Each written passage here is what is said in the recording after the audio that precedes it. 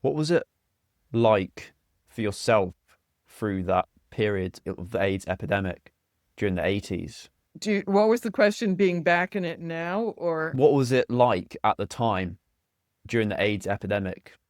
it was, I didn't know, in doing it was so shocking and so sad. I did not have personal friends who died, but with the pieces I did, I there was a person who there's a circle line that circles New York, and he was a tour guide on the circle line.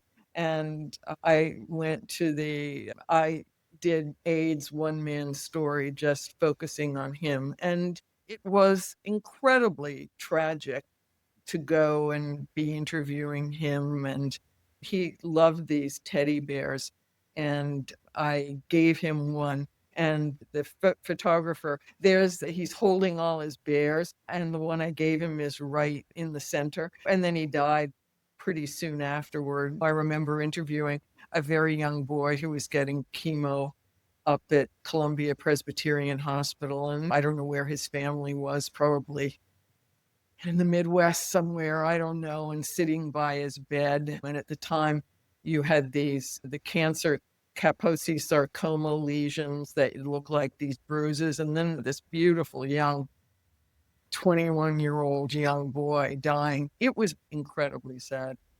When did you first hear about AIDS? Was it just straight away in the news? Bang, this is it. I think it was around 1980, 79 or 80, but at that point it was like a gay man's disease. They did not know you could pick it up as an IV user or something. Yes, but there wasn't a lot written, and the band played on Randy Schultz's book out of San Francisco. I think there was coverage in San Francisco, but people did not want to talk about it. So you knew that people were getting thin, people were not looking good.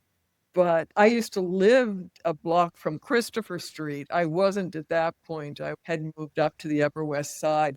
But if you went down around that area, you saw a lot of young men looking not well.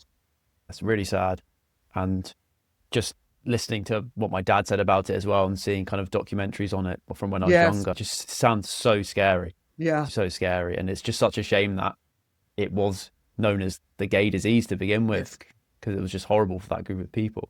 Oh, But we live in such a different world now. When you look back and realize in the 80s, it was so hard to announce that you were gay. It was still people were in the closet.